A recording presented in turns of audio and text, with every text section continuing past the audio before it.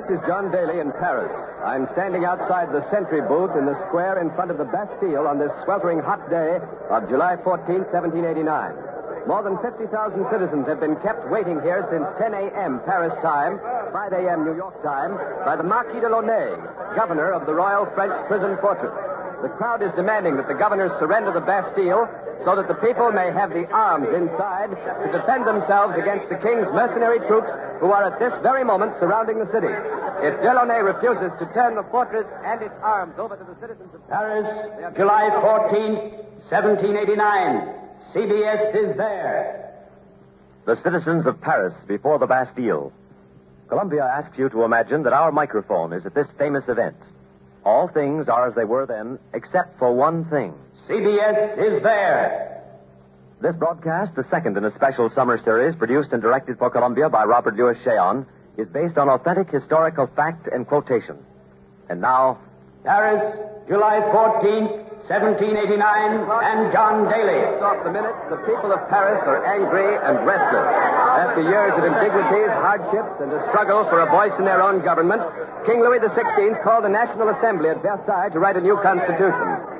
The hopes of the people for recognition of their rights were raised high, only to be rudely shattered a few days ago when the king suddenly, without warning, threw 30,000 troops around Paris, mostly foreign mercenaries, and threatened to suspend the National Assembly by force.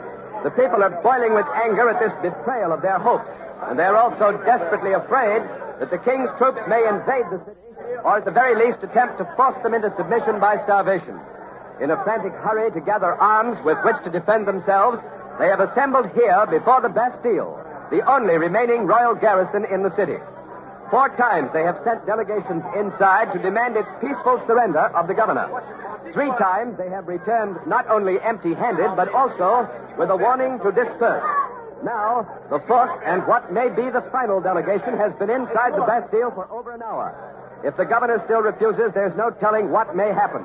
The people don't want bloodshed, but they're grimly determined to have arms and the Bastille, which to them is a symbol of tyranny.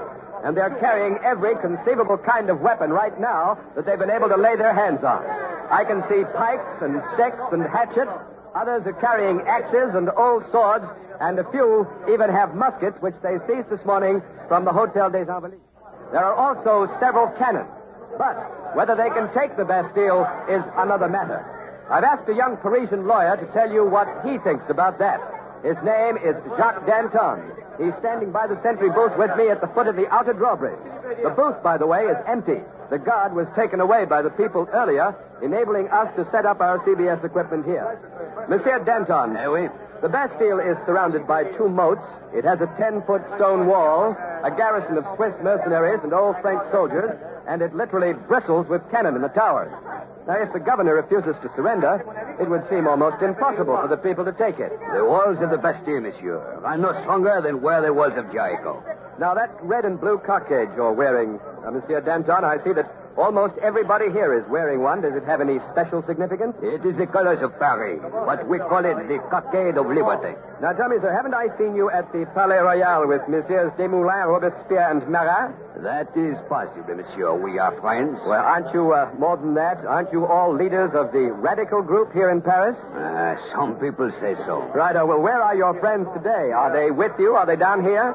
Yes, they are out in the crowd somewhere. And that crowd, sir, seems restive. It seems to have a bad temper. Temper? We are sick of financial ruin caused by war, corruption, and extravagance, falling on those least able to bear it. We are no longer willing to carry the load our fathers endured. We look to political changes that will make all men free and equal, brothers of one great human family. Well, some of your countrymen, Monsieur Danton, have told me that our own American Revolution has had some influence on the spirit of the French people during the past 6 months. Monsieur Daly, we admire your young country very much. It has given the people of Paris hope for better things.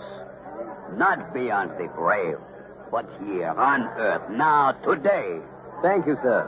Monsieur Danton is walking away now, losing himself in the crowd. A huge, brawny figure of a man, black-browed, with a powerful face, the heavy shock of black hair, which he keeps brushing away from his eyes. There's still no sign of the delegation's return from the Bastille.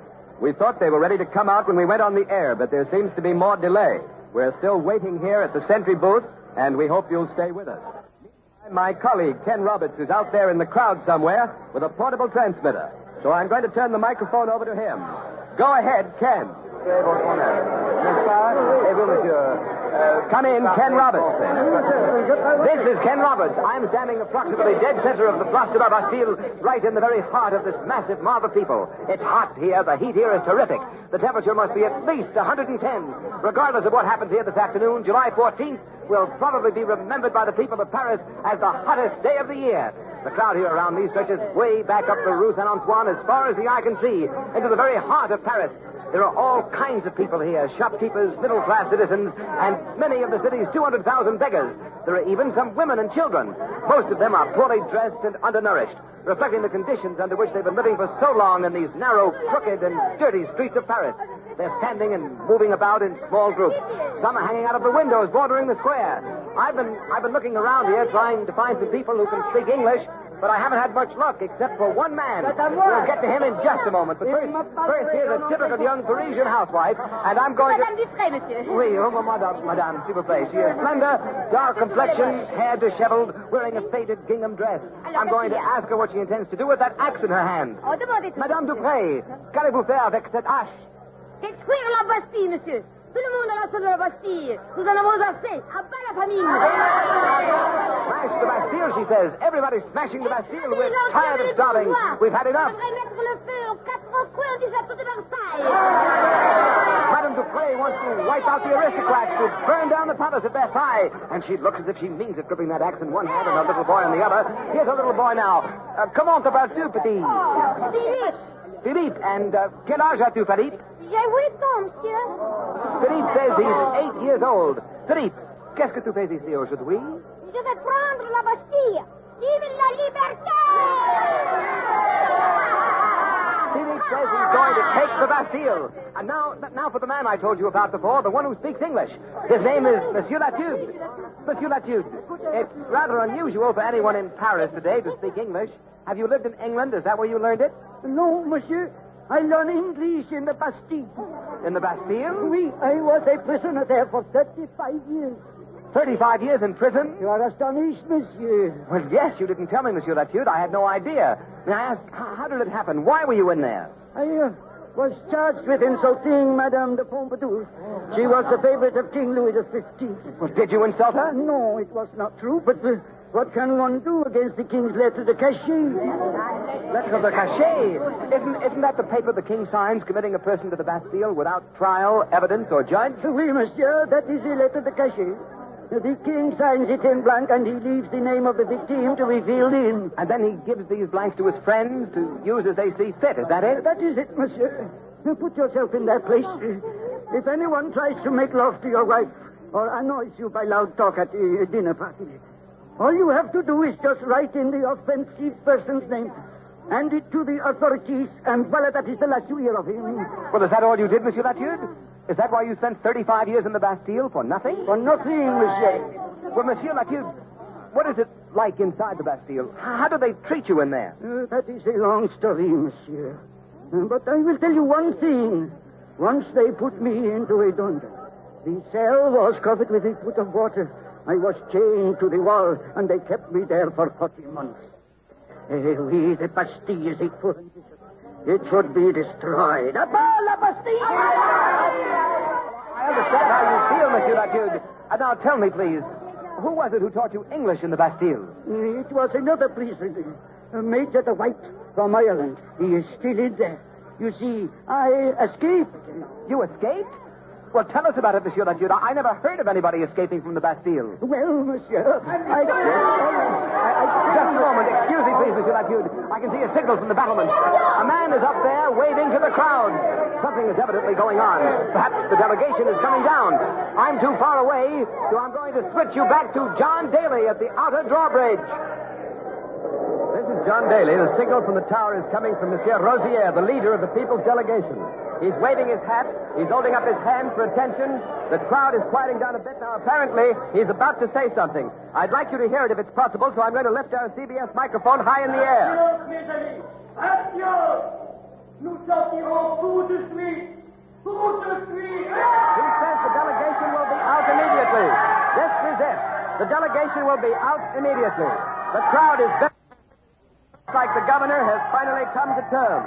The people will have the Bastille and the arms to defend themselves against surrounding Paris. Monsieur Rosier has disappeared from the tower. The people's delegation is on the way down now, and I'll have the details of this surrender for you in just a few minutes. A feeling of enormous relief seems to have swept the square. I don't think anyone here really, in his heart, thought he could take this fortress by storm. And if you were here with me, you could see what I mean. The 8 circular towers of the Bastille, each 70 feet high, bristle with cannon. The entrance is defended by 2 yawning moats, 25 feet wide and 25 feet deep. And even if the people could drag down the drawbridges and hurdle these moats, they would run into the murderous fire of the guns manned by the French and the Swiss garrison. But there's no chance of anything like that happening now. This powerful fortress, which has played host to nearly every famous man in France at one time or another, played host to the man of the Iron Mask, to Marshal Richelieu, to Cardinal de Rohan, to Voltaire, Rousseau, Montesquieu, is about to fall into the hands of the French people for the first time since it was built in the 13th century. By the way, you can probably hear the chains rattling as the inner drawbridge comes down. And remember, even Peter the Great, the Tsar of all the Russias, was refused entrance into this tower of human misery and inhuman woe. No one knows how many prisoners are in there now, but if you'll stay with us for a while, we'll soon find out. For their day of liberation is here. The inner drawbridge is down now. There are the delegates. They are coming over the bridge. 5 men in black hats and long black frock coats, with Monsieur Rosier in the lead. They're walking across the inner court, and the outer drawbridge is coming down. But the first one is being taken up again. I don't quite get the meaning of that, for if the Bastille is to be surrendered, both drawbridges should be down. But we'll find out about that in just a moment. Now the outer drawbridge is down, and the delegates are walking rapidly across the bridge. They seem to be in a great hurry, and this crowd is pushing me around here. They're pushing me forward onto the drawbridge. Monsieur Rosier! Monsieur Rosier, into the microphone, please. En arrière! Le gouverneur ne s'est pas encore rendu! En arrière! Something has happened. Something is wrong. Rosier has just shouted that the governor has not surrendered the Bastille. I'll repeat that. The governor has not surrendered the Bastille. Monsieur Rosier is right on the edge of the bridge with me. Now some of the people understand. They're pushing back towards the Place de la Bastille. But the ones behind them who haven't heard are still pushing forward. Attention, cab, s'il vous plaît, attention! There's a lot of confusion here, and I'm caught in the mob. En arrière! En arrière! La Bastille n'était pas encore en dos. Oh, it's no use. I just can't hold them. They pushed Rosier and the delegates aside, and we're being forced across the bridge with the mob into the courtyard. S'il vous plaît, laissez-moi sortir. En arrière! Attention, cab! I'm in the courtyard now, rather, and I hope the microphone cable is swung out over the drawbridge into the moat. I don't know whether I'm still on the air, but assuming that I am, the people are still coming over. There are about 200 with me, and they're screaming and yelling. The guards are raising the outer drawbridge. People are spilling off into the moat or jumping forward into the inner court. Both the drawbridges are up, and we're jammed into the island courtyard between the 2 moats. Now, this is what has happened. This crowd of about 200 men and women who pushed across the outer drawbridge have been cut off here from the main mob across the moat in the Place de la Bastille. There is water on both sides of us. We're cut off. Gee, Huckleback!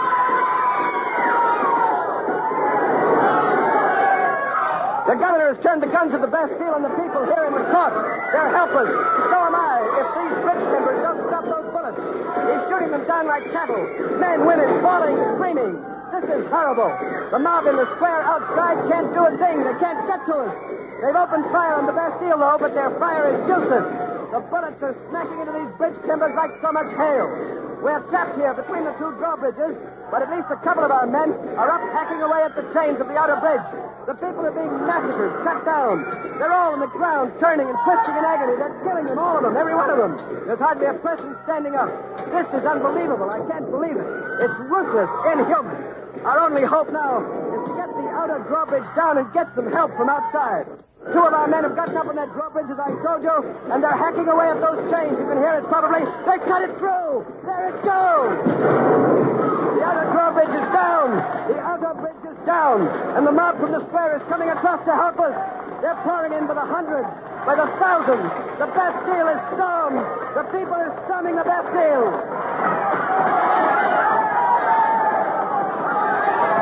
The people are firing up at the parapets, trying to pick off those Swiss guards. The bullets are flying all around us. Oh, that was close. The Frenchmen are shooting at the Bastille from across the square and up on the rooftops.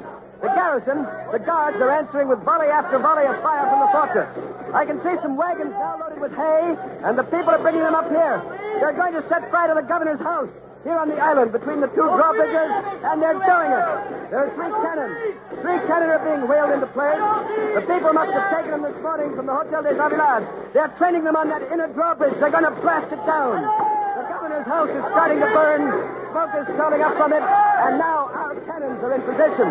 They ought to go off at any minute. No, something's changed. The firing inside the Bastille seems to be slackening off a bit, but the people out here are still firing. They're mad with rage at the sight of the bodies of their own people who were shot down to the governor. Now the firing from inside seems to have stopped. The governor's house is burning, though, a flaming inferno. Smoke is shooting up in great billows. Oh, someone on the parapets is waving a white flag. He's shouting something. I can't hear what he's saying. There's too much racket. But the inner drawbridge is coming down. The bridge is down. The Bastille is really surrendering this time. The gates are being opened. The people have stopped firing, and they're going wild. They're streaming over the bridge into the fortress. I can't follow them, but Ken Roberts is coming up with his portable transmitter. Go inside. Inside, Ken. Stay with the mob. I'll switch to you when you get well inside. Well, now the unbelievable has happened. The people have done the impossible. They have captured the Bastille. I still can't understand why the governor fired in the first place. It was either accidental, that is, a misunderstanding of orders, or it may have been deliberate treachery. I also can't understand the suddenness of this surrender. It was completely unexpected, and there must have been some strong reason for the governor to surrender so quickly after his massacre of these people out here. Perhaps there was a mutiny inside by French troops, or else maybe the governor could have been shot. Or perhaps it was the threat of the 3 cannon out here which persuaded him to give up in the hope of generous terms. Well, at any rate, the Bastille has surrendered, and Ken Roberts should be well inside by now and ready to tell you what's going on in there. Go ahead, Roberts. This is Ken Roberts. I'm inside the Bastille in a huge inner courtroom, quite high, I'd say about 20 feet, and 40 by 40 in length and width. There are no lights, no windows, a stone floor and walls. Pine torches stuck into the walls cast an eerie light over the wild confusion going on in here. The people are still pouring in. Some have seized the keys and already gone down into the dungeons to release the prisoners. The mob in here is shouting threats at the terrified garrison. The soldiers are lined up on 2 sides. Old French soldiers on the right, Swiss mercenaries on the left. They're all trembling with fear. They're shouting at the top of their lungs, "Le Bastille se rend! Le Bastille se rend!" The Bastille surrenders. The governor is in the middle of the room, surrounded by the mob. He's wearing a gray frock coat, a red cross of Saint Louis, no hat. Somebody's just snatched his gold-headed sword cane from him, but the governor is taking it all. He's standing there, prim and defiant. He's got a lot to pay for. The brutal massacre of those people out there in the courtyard. Now I've worked my way up to one of the old French pensioners, and I'm going to ask him why the Bastille surrendered. Monsieur, pourquoi la Bastille s'est-elle rendue? Nous l'avons forcé. Nous n'avons pas tiré sur nos frères. C'étaient les mercenaires suisses qui ont tiré. He says it was the Swiss guards who fired. The French soldiers refused to fire on their own people. They forced the governor to surrender. Le gouverneur voulait décharger son pistolet dans le tonneau de poudre. Il voulait faire sauter la Bastille. Nous l'avons empêché. He says the governor wanted to blow up the Bastille, but they stopped him. And now the mob has seized the governor and the soldiers. They're dragging them out of the Bastille. Monsieur Rosière, est-ce que vous les emmenez? L'hôtel de ville, pour répondre de ses crimes devant le tribunal du peuple. They're going to take the governor and his soldiers to the Hotel de Ville to be tried before a people's court. Just a moment, there's a prisoner. The first one, he must be a prisoner. He's old, very old. His hair is down to his feet, and it's white, completely white. I can see where the chains have been cut from his ankles. He's dragging a chain with him. He's blinking. He's holding his hand above his eyes. I guess he's not used to the torchlight. I'm going to speak to him. Votre nom, monsieur. Votre nom. Monsieur est parvenu. Quel âge avez-vous, monsieur? J'ai 90 ans. He is 90. How long in prison, monsieur? Combien de temps avez-vous passé à la Bastille? 30 ans. 30 years in prison. Je vous félicite, monsieur, de votre libération de la Bastille. Merci, monsieur. Qu'est-ce que Louis XV et Madame de Pompadour diront de tout ça? I congratulated Monsieur Tavernier on his release, and he says he wonders what King Louis XV and Madame Pompadour will say. Both have been dead for at least 15 years. Now I'm going to ask him how many prisoners there are on the Bastille today beside himself. Monsieur, combien de prisonniers y a-t-il? Jean, Bouchard, Bernard, Laroche, Antoine Pujata, De Wright, le comte de Solange, la Corrège. Oui. Combien d'autres? C'est tout. This is incredible. Monsieur Tavernier named 6 men. Counting himself, that makes only 7 prisoners in the Bastille at the time of its fall. This is John Daly again at the sentry booth by the outer drawbridge. I've taken the air away from Ken Roberts because I've just been informed by our CBS studios here in Paris that the news of the Bastille's fall has already reached the king and his troops in Versailles, and we'll switch out there in just a moment. First, a last look at this turbulent scene. Part of the mob is dragging the governor and his garrison up the Rue Saint-Antoine to the city hall, the Hotel de Ville. The people here are rolling barrels of gunpowder and cannon across the bridges. They're passing out guns, thousands of them taken from the Bastille arsenal. They're working feverishly against time because they're desperately afraid of the king's reaction. But now, for an on-the-spot account of that reaction, I switch you to Versailles. Harry Marble reporting. This is Harry Marble in Versailles. King Louis XVI has just ordered his troops withdrawn from around Paris. The order was issued just a few minutes ago, after His Majesty was informed of the surrender of the Bastille. The king was in the palace when the Duc de Liancourt, a member of the royal household, brought him the news. When de Liancourt told the king that the Bastille had been stormed, His Majesty inquired, "Is this a revolt?" And the Duke replied, "No, sire, it is a revolution." The king then, without his usual bodyguard, without even his hat, but accompanied by his 2 brothers, ran out of the palace to the National Assembly on the edge of the palace ground. There he made an unprecedented appeal to the National Assembly. He placed himself in the hands of the people's representatives, men he had only yesterday threatened to destroy. He urged them to help him ensure what he termed the salvation of the state. The king said, "I await this from the National Assembly, from the zeal of the representatives of my people." The king also announced that he would go to Paris tomorrow and personally conciliate the people. He has also appointed the Marquis de Lafayette, head of the new National Guard, and the Marquis will escort him into Paris tomorrow. Lafayette, who helped us, the American people, win our independence a short time ago, has been playing a major role during the last 8 years in France, helping his own people win a voice in their government. Today, he is Vice President of the National Assembly. It's a particularly happy day for him. He's standing right here beside me. Monsieur de Lafayette, what does this mean today for the people of France? It means, monsieur, that the spirit of the rights of man, which was born in France and nurtured by your country, has now returned to Europe. The King's decision to permit the National Assembly to continue with our work of writing a new constitution is the first concession he has ever made to the people. Whatever happens from now on, France, like America, has set its course on the road to democracy. There can be no turning back.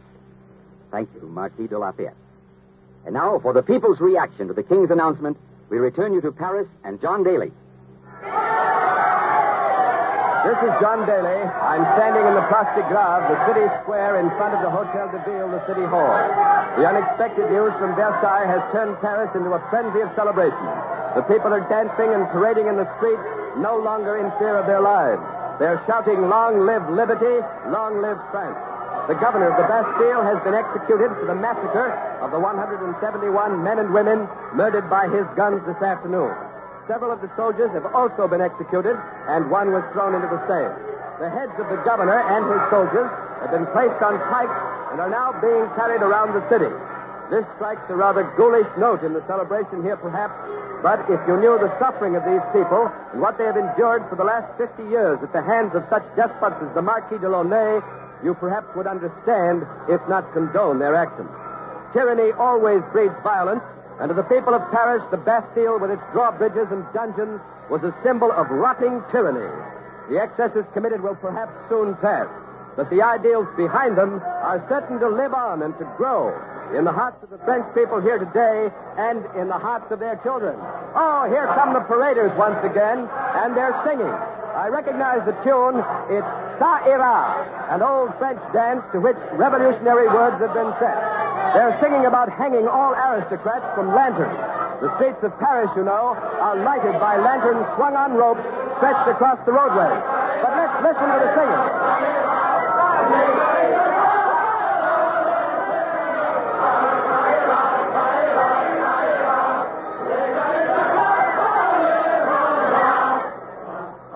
Young women in the crowd is waving a large key, a very large key. One moment while I ask her what it is. Mademoiselle! Oui, monsieur l'Américain. Qu'est-ce que c'est? La clé de la Bastille. Oh, she said it's the key of the Bastille. Demain, je la donnerai au Marquis de Lafayette. And she says she's going to give the key to Lafayette tomorrow when he arrives in Paris. Oui, monsieur. Au Marquis de Lafayette. Il la donnera au général. À quel général? Washington. To Washington. Our General Washington and Lafayette's former commander. She's going to give the key of the Bastille to Lafayette so that Lafayette may present it to our own first President of the United States, His Mightiness George Washington. The crowd is still singing. I hope you can hear them. They're singing that song with the country of the heart of the crowd on this 14th day of July, 1789. The day that will undoubtedly go down in history as Paris, July 14th, 1789. The Bastille is stormed, and the French Revolution begins. You have been listening to CBS Is There, the second in a special summer series of broadcasts of famous events. Next week, October 12th, 1492. Columbus discovers America. CBS is there. CBS Is There is produced and directed for Columbia by Robert Louis Cheon, who wrote tonight's broadcast in collaboration with Macaja Wren. This is CBS, the Columbia Broadcasting System.